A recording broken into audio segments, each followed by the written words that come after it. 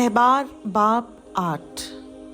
और खुदाम ने मूसा से कहा, हारून और उसके साथ उसके बेटों को और लिबास को और मसा करने के तेल को और खता की कुर्बानी के बछड़े और दोनों मेंढों और बेखमीरी रोटियों की टोकरी को ले और सारी जमायत को खैमा इज्तिमा के दरवाज़ा पर जमा कर। चुनाचा मूसा ने खुदावंद के हुक्म के मुताबिक अमल किया और सारी जमायत खैमा इज्तिमा के दरवाज़ा पर जमा हुई। तब मूसा ने जमायत से कहा, ये वो काम है जिसके करने का हुक्म खुदावंद ने दिया है। फिर मूसा हारून और उसके बेटों को आगे लाया और उनको पानी से गुस्ल दिलाया और उसको कुर्ता पहनाकर उस पर कमरबंद लपेटा और उसको जुब्बा पहनाकर उस पर अफूद लगाया और अफूद के कारीगरी से बुने हुए कमरबंद को उस पर लपेटा और उसी से उसको उसके ऊपर कस दिया और सीनाबंद को उसके ऊपर लगाकर सीनाबंद में ओरीम और तुमय्यम लगा दिए और उसके सर पर अमामा रखा और अमामा पर सामने सोने के पितर यानी मुकद्दस ताज को लगाया, जैसा खुदाम ने मूसा को हुक्म किया था।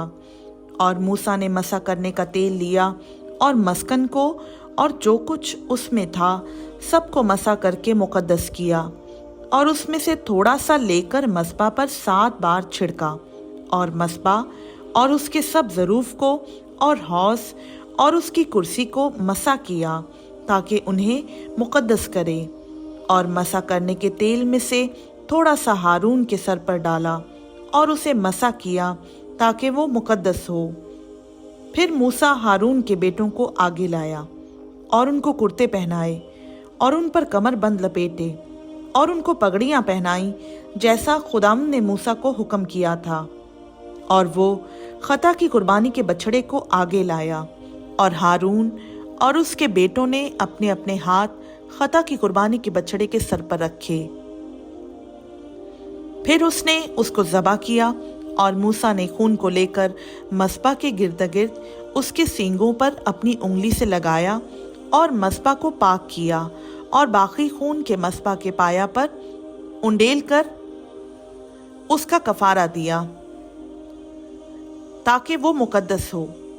और मूसा ने अंतड़ियों की ऊपर की सारी चर्बी और जिगर पर की झिल्ली और दोनों गुर्दों और उनकी चर्बी को लिया और उन्हें मस्बा पर जलाया, लेकिन बछड़े को उसकी खाल और गोश्त और गोबर समेत लश्करगाह के बाहर आग में जलाया, जैसा खुदाम ने मूसा को हुक्म किया था। फिर उसने सौख्तनी कुर्बानी के मेंढे को हाजिर किया और हारून और उसके बेटों ने अपने अपने हाथ उस मेंढे के सर पर रखे और उसने उसको ज़बा किया और मूसा ने खून को मस्बा के ऊपर गिर्द गिर्द छिड़का। फिर उसने मेंढे के अज़ू को काट कर अलग किया और मूसा ने सर और अज़ा और चर्बी को जलाया और उसने अंतड़ियों और पायों को पानी से धोया और मूसा ने पूरे मेंढे को मस्बा पर जलाया। ये सौख्तनी कुर्बानी राहत अंगेज खुशबू के लिए थी। ये खुदावंद की आतशीन कुर्बानी थी, जैसा खुदावंद ने मूसा को हुक्म किया था। और उसने दूसरे मेंढे को जो तखसीसी मेंढा था हाजिर किया और हारून और उसके बेटों ने अपने अपने हाथ उस मेंढे के सर पर रखे और उसने उसको ज़बा किया और मूसा ने उसका कुछ खून लेकर उसे हारून के दहने कान की लौ पर और दहने हाथ के अंगूठे और दहने पाँव के अंगूठे पर लगाया। फिर वो हारून के बेटों को आगे लाया और उसी खून में से कुछ उनके दहने कान की लौ पर और दहने हाथ के अंगूठे और दहने पाँव के अंगूठे पर लगाया और बाकी खून को उसने मस्बा के ऊपर गिर्द गिर्द छिड़का।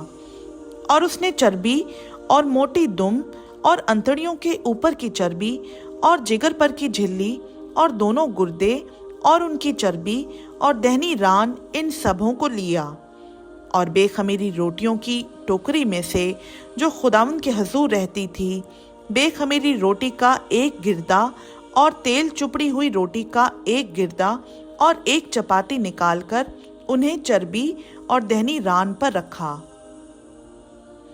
और इन सबों को हारून और उसके बेटों के हाथों पर रखकर उनको हिलाने की कुर्बानी के तौर पर खुदावंद के हुजूर हिलाया। फिर मूसा ने उनको उनके हाथों से ले लिया और उनको मस्बा पर सौख्तनी कुर्बानी के ऊपर जलाया। ये राहत अंगेज खुशबू के लिए तखसीसी कुर्बानी थी। ये खुदावंद की आतशीन कुर्बानी थी। फिर मूसा ने सीना को लिया और उसको हिलाने की कुर्बानी के तौर पर खुदावंद के हुजूर हिलाया।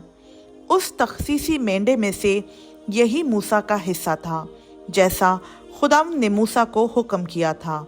और मूसा ने मसा करने के तेल और मस्बा के ऊपर के खून में से कुछ कुछ लेकर उसे हारून और उसके लिबास पर और साथ ही उसके बेटों पर और उनके लिबास पर छिड़का।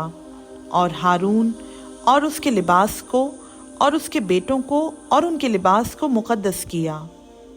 और मूसा ने हारून और उसके बेटों से कहा कि ये गोश्त खैमा इज्तिमा के दरवाज़ा पर पकाओ और इसको वहीं उस रोटी के साथ जो तखसीसी टोकरी में है खाओ, जैसा मैंने हुक्म किया है कि हारून और उसके बेटे उसे खाएं।